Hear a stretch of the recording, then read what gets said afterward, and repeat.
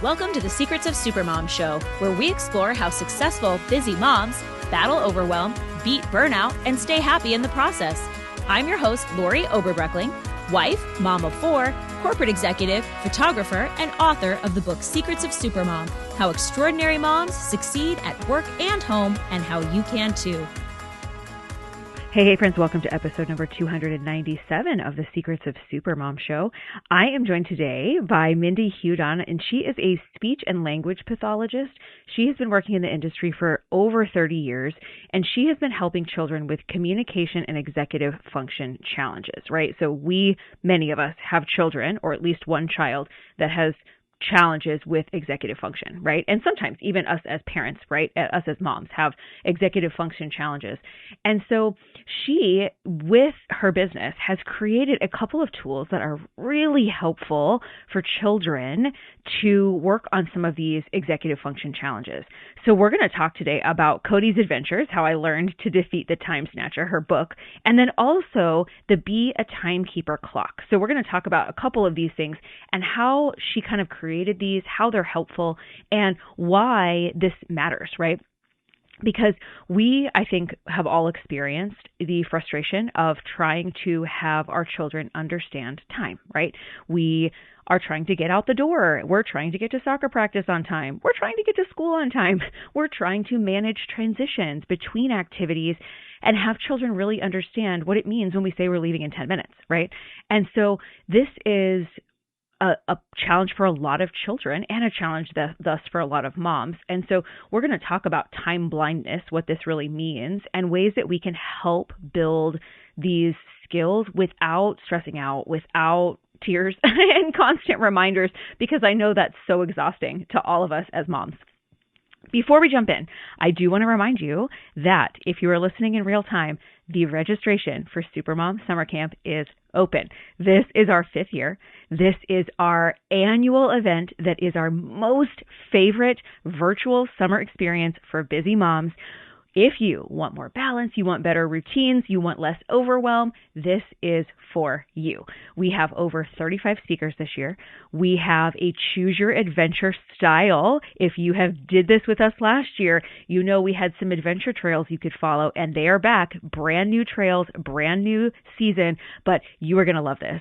So if you have not registered to join us, head to supermomsummercamp.com for all the details. You can get registered. You can grab your free ticket, and we cannot wait to see you this summer.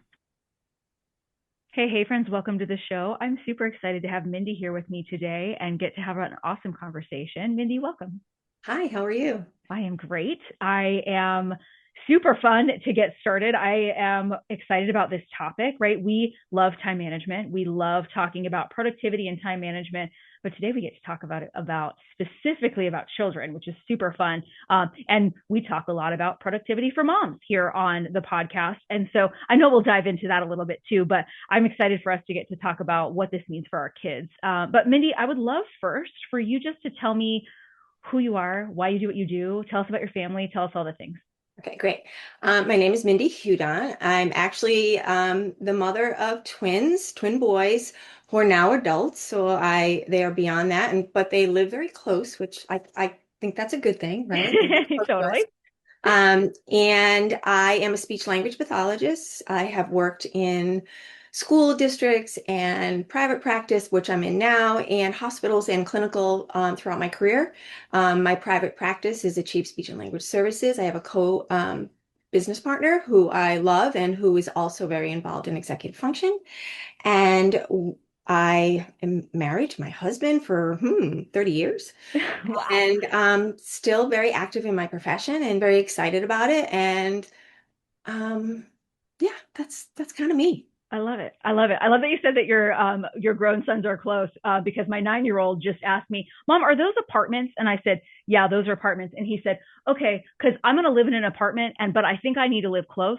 So he's like already planning his 9-year-old apartment. He's a future planner. I love it. Yeah, future planning, right? Like, yes, he is. He's definitely more of my time manager than maybe some of my other children. So I am excited for us to talk today about time management with kids. And I want to ask first about, like, where did you start thinking this is actually kind of a hidden challenge for children and not something that just comes easily for them? Right.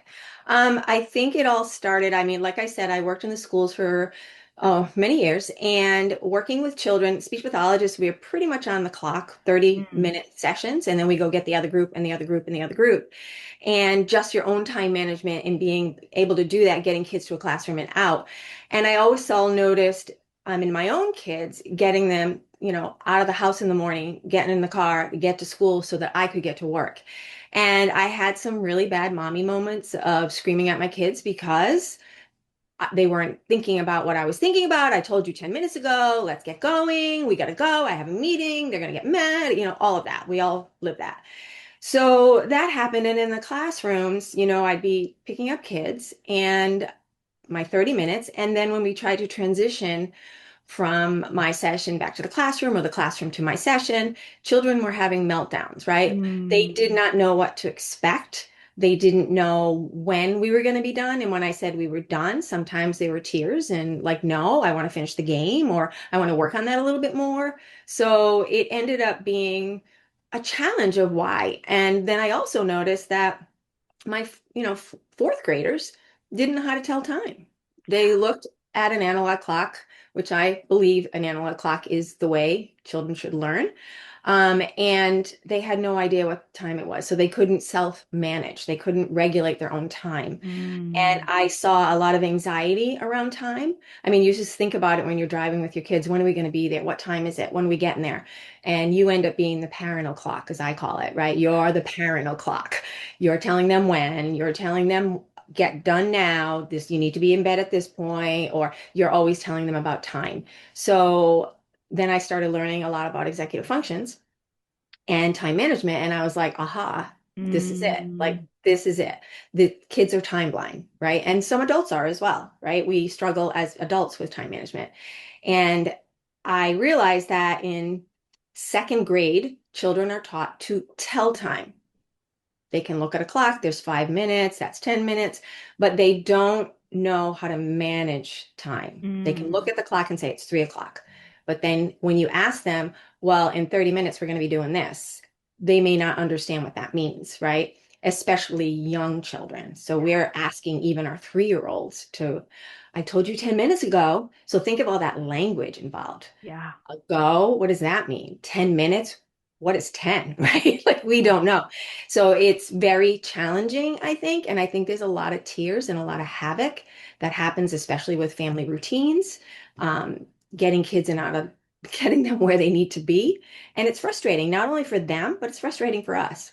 Yeah. Yeah. I can think of so many situations where I've said, okay, we have to go in 5 minutes. You need to get dressed. And they're like, I have plenty of time. And I'm like, you know how quick, like, you do you know how long it takes you to put actual clothes on? It's not 10 seconds, right? You've got to get going.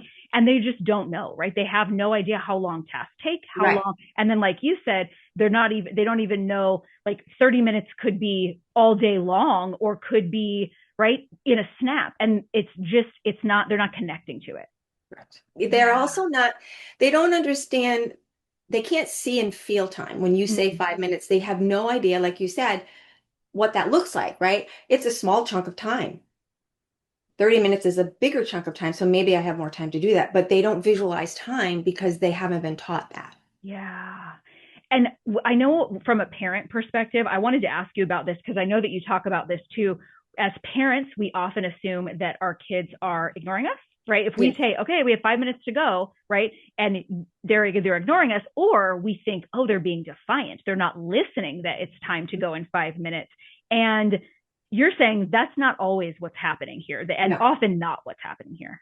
it's not. I mean, depending on the kid's age, any age, right? If your child doesn't know how to manage their time, say they're 7. Now, you would expect a 7-year-old to, when you say 5 minutes, to move. But if they've never been taught what time looks and feels like, how can they manage themselves? Do Mm. they have a tool that they use to manage themselves, a visual tool? Because visuals are more powerful when combined with verbal. So when Mm. you say 5 minutes and you have a visual to correspond with that and you've taught them that, they're better able to manage themselves and get through the tasks that you need them to. I love If that. you plan ahead, if you plan ahead, You can't expect a child to know what to do if you tell them 5 minutes before when they have no idea what that means. And you need to plan first. When the bee, when I'm talking about my clock, I'm sorry. Yeah, So no, the no, bee please. gets, so I have a time management clock for children, and it's visual. And I want to give you a little bit of the data about memory. Yeah. So when you tell a child um, something verbally, like we need to go 10 minutes or go get your shoes or whatever, they can retain that. What I read from some research, about 10 to 20% Mm. of that they can remember. But if you combine that with a visual, it's like 60 to 80%. So Oh. I so if you see a lot of it's a lot of online SLPs, or we're very visual. We Hmm. make visual plans, right? We plan visually. So, or verbalize with something visual like a clock. Yep. For my clock, I have a bee on the minute hand and a snail on the hour hand, because bees move faster than snails and minutes move faster than hours. So kids understand, if they understand fast and slow, there's images or little critters where the numbers are along with the numbers, because the goal is to teach them to use an analog clock. Why analog? Because it's visual. Hmm. And a digital clock, which many of us use, we use it on our phone, we use it on our watch. A visual, a digital clock only shows you now time. An analog clock can show you now time, past time, and future time. So then you can Mm. plan accordingly. But if you know it's 5:15 now, do you know what it's going to be like in 15 minutes? Yeah. No. Are you going to be able to plan your time? So it's very difficult. If you're an adult and you've been brought up on analog, it's easier because we visualize those chunks of time. When I say 45 minutes, I can see that in my brain, that Totally. chunk of time. If I Yeah. say 5 minutes, you can see that small amount of time. So children that are brought up on digital, and they all love those digital clocks, right? Digital clocks for their alarm clocks, digital clocks for their watches. They're not learning the passage of time because they Mm. cannot see it. And if you're trying to get them to get up and get going, and it's, 6:15 in the morning, they're not going to be able to visualize and plan that. Yeah. And there's a lot of tools out there, I think, that we have. Some great tools. Actually, a friend of mine just told me about something she's using with her daughter. Her daughter's 3, and I thought it was really cute. It was a mouse that eats the cheese, and when the cheese is all gone, it's time to do the task. Cute, right? But what is that teaching a child? Is it teaching them about real time and life skills? Ah. It's cute. I love the idea, but Yeah. is it teaching them how to self-manage and plan and then watch their time? Don't we? Don't we watch our time? Oh my goodness. I have an analog clock in my kitchen. And as you've been talking, all I can think about is how often I look at that analog clock and I quick look and go, I know I'm leaving at 6:30, right? So, which means the minute hand is down, right? So Right, I can right, quick look and go, all right, I've got 15 minutes. I know what that feels like. I know how to do that, right? But like, this is me, mom in my 40s, right? But I do that all the time. I'm always looking at that clock because I'm looking at how much time do I have? How do I need to manage this? And do I teach that to my children? I mean, it's in the kitchen, but did I teach them to look at it that way or to manage it that way? Probably not. Do I let them look at their phones for their clock most of the time? I'm sure I do. And do I really help them really understand time? I don't know that I do. Okay, let's think of this. If I took away your watch, your computer, your analog clock on the wall, all your timepieces, and then I walk in your office and I say, that report needs to be done in 45 minutes. How do you manage your time? Are you going to be successful? Are you going to be on time? Are you going to be able to get that activity now done? No. Think about a child. We do it to them all the time. Yeah, They have just no panic. time pieces. And it's anxiety ridden. And you Yeah. wonder why children have meltdowns, Yeah. right? I know in my own life, I don't know about everybody that's listening, but in my own life, when my kids were young, I would do that. I would actually use the stove timer, Mm, the countdown timer. It was handy. I felt powerful. sure. I'm putting the timer on, right, to get my kids moving. And what happened was they would be running around the house trying to get their shoes or put their toys away, and they would be crying. And I thought, what am I doing? I'm like stressing these kids out about time. but it was felt kind of powerful to me because I could say, I'm putting the timer on. And it made me feel better, but it didn't teach them time management skills. Yeah. Yeah. And that I think a lot of the tools have a place. There's tools that we use in schools that are like they take away the time, right? The Mm-hmm. little dials that take away the time. And it's great that it's visual. The problem is that it's not teaching them a life skill of using a clock to manage, to plan, to think ahead, to think about, oh, I was 10 minutes late, I better get going. You know what I mean? So it reduces anxiety to some extent, but it doesn't help them plan it and watch the time so that they feel more confident when you say it's time to go. For me, it's the bee is on the owl. It's time to go, and the kids know that, and they manage their time. Mm. So you mentioned executive function, and that like the kids are time blind. Obviously, some of it is that they're not old enough maybe to read a Mhm, clock, or they're not old, they can't do mhm. math because they're looking at a digital clock. But is there more to talk about with time blindness than an executive function than just like growth? Right.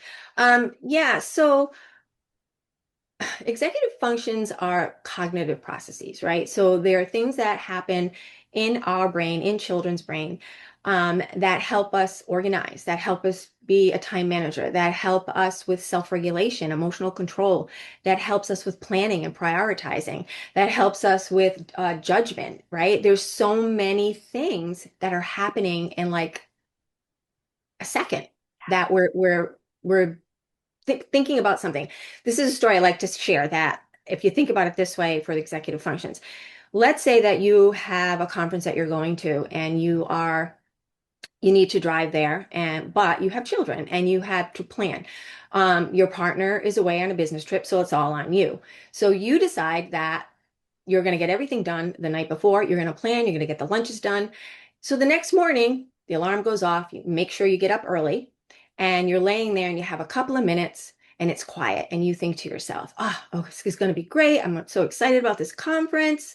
I'm going to, get up. I have everything ready. I'm going to get the kids to school. I'm going to drive by that coffee shop that I love, get myself a latte, and then drive to the conference listening to my favorite podcast.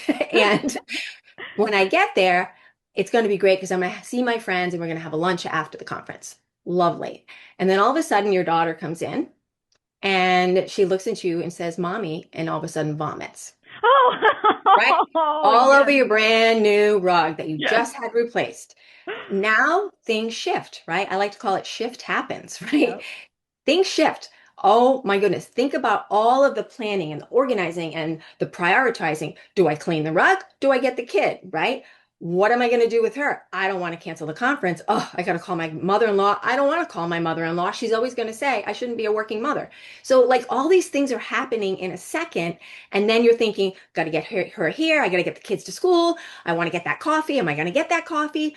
Like that's a priority of mine, but is it a priority? So you're absolutely going through this. So what happens to you? Your emotional regulation, the amygdala in your brain, the fight, flight, or freeze, right?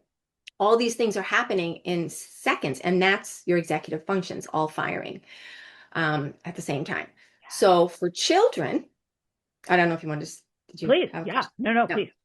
For children, children don't develop all of their executive function skills, all those abilities until they reach their mid to late 20s. So sometimes our expectation of children are our own cognitive functions that we believe children should be able to do, and they can't. They cannot prioritize those things. They cannot make the right judgment, right?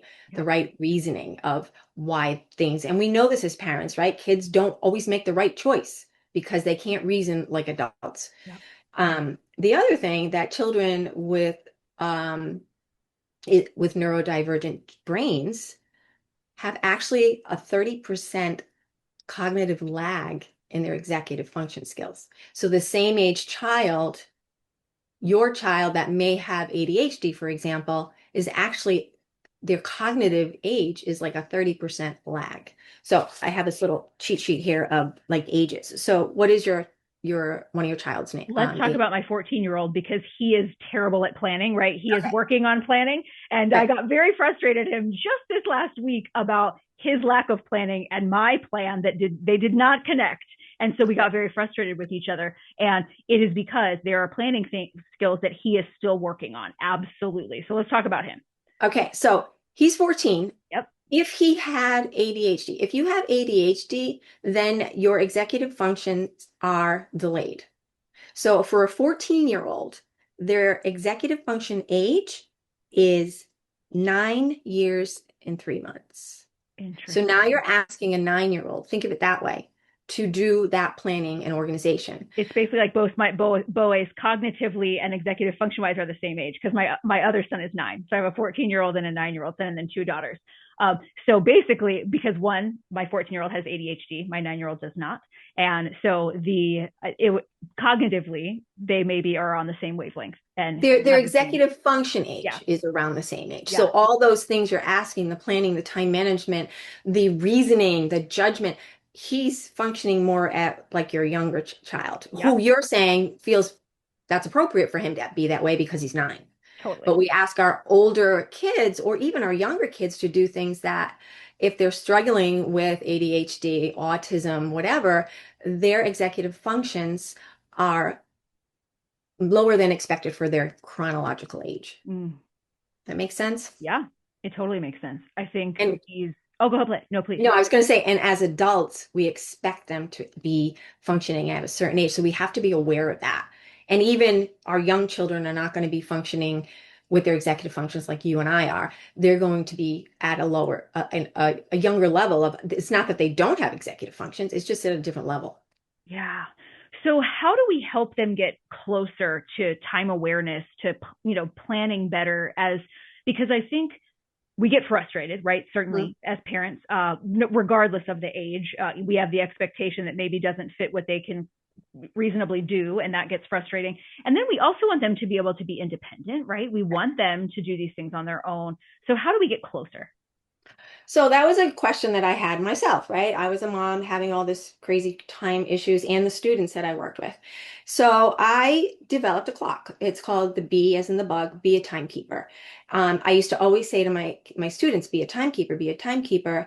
And I moved to a different school district and their mascot was a bee. So I came up with a bee, meaning he's fast and moving. So the clock that I have is a visual clock. It's for starting at 3 years old, and it helps plan time ahead. So parents are using a clock to plan the time ahead. So you say to the child, we need to clean up when the bee is touching the caterpillar. The bee is on the bird right now. When the bee gets to the caterpillar, we need to be cleaning up. And then you ask the child to repeat it, right? And then the child repeats it. And then you teach them to self-manage. That's what you're talking about. When do I self-manage? How does that happen? It happens over time. It's not going to happen if you buy any time tool. It has to be applied and practiced, just like you do with brushing their teeth. You can't just give them the toothbrush and the toothpaste and expect them to do it. Right. See you later. You have to teach them. And I find that even people who buy my clock, well, he's not using it. Have you read the user guide? Like you need to use the language of what we have in there so that you are feeling successful and the child is feeling successful, that they're using it because they want to know. They do want to know. They want to know what time. They don't want to be anxious. There's a lot of anxious kids out there. They don't want to be surprised like my kids were when the timer went off. They don't want that. They want to know. Help me plan. So if you're planning with them and following through, and I always like to tell parents to end with something like a fun activity. It could be you get to pick the favorite book tonight to read. You put your jammies on and when the bee is touching the caterpillar, you'll get to pick the favorite book that we're going to read tonight. That kind of thing. It's something simple, but it's about planning ahead. Yeah. Going to a party. When the bee touches the owl, we are going to be going to your party. And because the kids go, when are we leaving? When are we going? What's going on? You're giving them a visual clue, a visual tool to actually see and feel the passage of time. So they start to watch it and self-regulate. Is it that smooth all the time? No, it's not. There's always obstacles in life, right? The bee touches the caterpillar. and he wants to play. So you have to kind of work with that and help them understand, well, if you play now, then we're not going to have time to do that book. Yeah. So you kind of have to work with them and teach them that sometimes the time snatcher comes and gobbles up that book, gobbles up that time. So we don't always have the time that we need, but we try to be the best timekeepers that we can. Yeah. So that's kind of a tool that you can use. If your child's older, you can do the same thing with a regular analog clock. Sure. Plan their head a time ahead. So they might not understand quarter after, quarter of, right? 10 minutes of, but you could show them on the clock, the minute hand and the hour hand, and show them it's 3 o'clock now. When it gets to the 3, that's 3:15. We're gonna be out the door at 3:15. Yeah. So they start to hear the language and develop that and plan their own time. And when they're doing things, they can look up and go, oh my goodness, 5 minutes passed by and like it felt like a blink, and going, oh wow, 5 minutes isn't really that long, right? I think in our minds we think 5 minutes, oh, plenty of time, and then it's not that long. So being able to truly see that, they get to feel it, and then over time, you're saying that helps them plan better because they feel what it actually feels like to spend 5 minutes, to spend 15 minutes, to spend 30 minutes. And you know what? They feel successful. And I think to me, that's the most important part, that they're feeling successful. I have children, I have in my office, I use my clock every day with kids, all different ages, and they really follow it. And they catch me sometime. Oh, didn't you say we're going to be playing a game at this time? Yeah, you're right. We did. Oh, Sure did. Yep. Time snatcher gobbled up my time. Let's do it. So sometimes you got to give and take, right? With kids, you're right. I was wrong. And because they were managing their time. Yeah. And that's a 3-year-old. You know what I mean? Yeah. Like that's what we all encounter every day, right? That's what we want to teach them to be able to manage and understand, because that's what we have to do every day. Mindy, we love to ask some questions that we love to ask all of our guests. We love to ask when you feel most like a super mom. What I feel most like a super mom. Well, now that I told you my children are older, I feel most like a super mom when I see my kids actually, number one, grown up and successful, but number two, using the language and the things that I told them when they were younger in an adult way. Or you can hear your own words coming from them, not in a bad way, because I've heard that too, but in a good, right? In a good way. How they like, maybe, I have to make sure I plan my grocery list so I don't overbuy at the store. We used to talk about that, right? Can't have everything because it's not on the list, that kind of thing. So those kinds of things, when I see my kids, a reflection of me, I guess. Yeah. It feels like, oh my goodness, they were actually listening. Right. I know. I thought they weren't, but they were. They heard. I love it.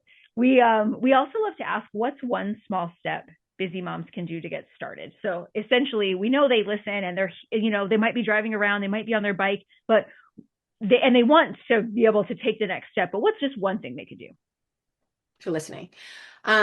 So if you're having trouble with kids listening, I always do, it's called listen, repeat, and do. Listen, be a whole body listener. If you're thinking about the TV, half of your brain is listening, right? Even if you're fidgeting, yeah, mom, yeah, they're not getting it in. They need to really use their whole body to listen. So if they're listening, then have them repeat back to you what it was that you said. Go get your shoes in your bedroom. What did I say? Go get your shoes in your bedroom. And then they go. And then they come back and they have no shoes. And you say, you say, what did I ask you to do? What we tend to do as parents, teachers, adults, we just repeat it. We just keep throwing it at them. And you know what? They're not taking ownership of their own listening. So how are they going to do it? They're going to be fidgeting. They're going to be looking at the TV. Their little brains are distracted. So I always say, if you don't know something, then you need to ask again. Can you say that again? I wasn't listening. Or just, can you say that again, mom? Well, then you need to be a whole body listener so that you know what to do, right? And I know I see it all the time in school. We just repeat, and the kids are not taking it in. They're not paying attention. So I call it listen, repeat, and do. Listen, repeat, and do. Love it. Mindy, tell us all the places that we can find you online. Tell us where to get the timer. Tell us where to get your clock and your book and all the things that you have available. I forgot to tell you about my book. Yeah, tell us. Sorry about that. So I wrote a graphic novel on time management for middle schoolers. Mm. I would say third, fourth grade and up. And it's called Cody's Adventures: How I Learned to Defeat the Time Snatcher. It's about a little boy with ADHD who thinks that things are going to change in middle school. But in middle school, as we know, there's a lot more demand for Mm. your cognitive executive function skills, planning, organizing, time management, that he's challenged with. And so it's a story about him and how he learns to defeat the time snatcher, which is a character that he made up in his head that gobbles up his time. And it's tips and different kinds of ideas. I'd love to leave one tip for parents that I Please. absolutely love because visuals are so powerful, like I just told you. There's a tip that we call match it. So if you want your child, let's say it's just get their backpack packed. You take the backpack with whatever you need in it. Is it their lunch bag? Is it their homework binder? Is it their extra sneakers for school? You leave that bag open, you take a photo of that picture. You print that picture out and you put it right next to where that backpack is. So every day you say to them, match it. Mm. Everything is there visually for them, and all they need to do is put that in the bag. You can do that for anything. My colleague does it for lunch. She has the kids, they were like 7 when she was doing this, 7 and 9 maybe. They would pack the lunch. You know, busy moms were doing everything. We're trying to plan ahead, get that done the night before. Putting the match it next to a little, maybe a bento box that says crunchy things, fruit, sandwich. And then she would make those. They would grab the snacks, put them in there, and match the picture. It's like genius, right? I love this. I love this. We used a checklist, a visual checklist for getting out the door, right? Like you needed to have your backpack, your lunchbox, your snack. We had pictures of each of those things. But this even gets into like the more detailed level, so they can do really the whole thing on their own, not just get ready on their own, but actually make the whole process happen on their own, which I love because yes, we are busy and we need help, and they are totally functional to be able to do this on their own, but they need the supports to be able to do it independently. Same with their bedroom. When you tell a kid to go clean their bedroom, they have no idea what that looks like. No idea. They can't remember where anything goes. They're just in there. They find their toys. They're on the floor with the Legos. Happened to me a million times. But if you take a picture of their bookshelf of what it needs to look like when it's done, and then tell them to match it, they'll be better successful doing that. Where can you reach me? I'm on Instagram at B as in the bug, be a timekeeper. My website is beatimekeeper.com. I'm also on Facebook, is more of a private thing for me, but if you want to reach me, yeah, I'm there. And I told you my website. I don't know. Is there anything else you need to know? Can we get everything on the website, or is it on Amazon? Do we go, The book. all the tools? Sorry. Yes. Thank you so much. My book is on Amazon. Okay. Cody as Kodi, Cody's Adventures: How I Learned to Defeat the Time Snatcher. And it has a lot of tips for parents and the children to kind of be successful. And one of my best moments with that book, the book was, I guess I didn't forget about it. I love my book, but it was published in 2022. And one of the best things I've ever received was that in the book, I talk about analog clocks and analog watches for kids. And I presented at a library, and a 7th grader took her own money, went to a consignment shop and bought herself an analog watch. Oh my And goodness. I thought, how powerful is that? I love that so much. Oh, I love that so much too. That's so excellent. And those of you that are listening and you're driving around, we'll put all the links in the show notes. So don't worry if you didn't grab that. If you're like, what was that spelling again? We'll put it all in the show notes for you. Mindy, this was so great. Thank you so much for sharing everything today. It's great to be here. This is a great website. I love this. Thanks for listening to the Secrets of Supermom show. It doesn't have to end here. Head over to secretsofsupermom.com and take the quiz to find out your personalized Supermom superpower. Or if you want to hang out in the next best thing to real life, join me at Secrets of Supermom on Facebook or Instagram. Big hug, y'all.